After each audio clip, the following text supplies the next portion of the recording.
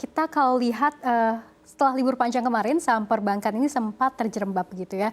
Namun kita juga lihat bahwa per perdagangan kemarin saja hingga pagi ini beberapa saham perbankan justru paling banyak dijual asing, net foreign sale begitu, seperti tadi ada BBRI dan juga BMRI. Nah, tapi kalau kita lihat di pembukaan perdagangan hari ini saham beberapa perbankan mulai diapresiasi oleh pelaku pasar seperti saham BBRI dan juga BBNI yang penguatan ini hampir di atas 1%, bahkan untuk BBRI sendiri 2,36%. Ini bagaimana ke depannya untuk prospek saham perbankan sendiri? Ya, tentu meskipun kita lihat terjadi penurunan yang juga cukup signifikan. Kita perhatikan level saat ini merupakan level yang sudah cukup tinggi.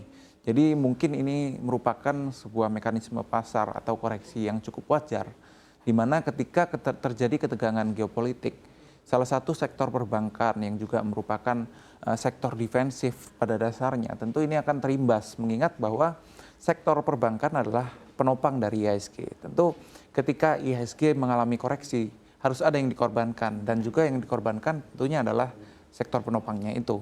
Sektor penopang IHSG adalah finansial, kemudian kita lihat untuk sektor energi malah mendapatkan keuntungan dari momentum ini ketika terjadi serangan ini, ketika harga oil mengalami apresiasi.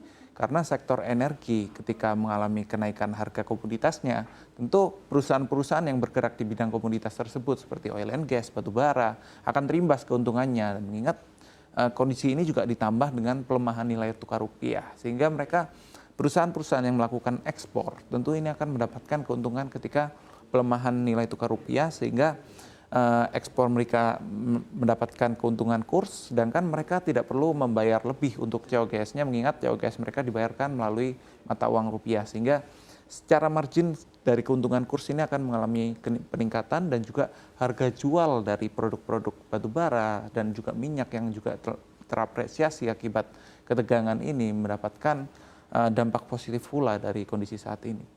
Baik, kemudian kalau tadi Mas Reza sudah jelaskan bahwa saham perbankan ini merupakan saham penopang IHSG, kalau kita lihat juga para bankir sendiri kan mengakui bahwa memang saat ini sedang akan sering melakukan stress test, kemudian juga melakukan monitoring portofolio, dan bahkan ada yang mau mengurangi ekspansi kredit falas. Ini bagaimana tanggapan Anda terkait hal ini?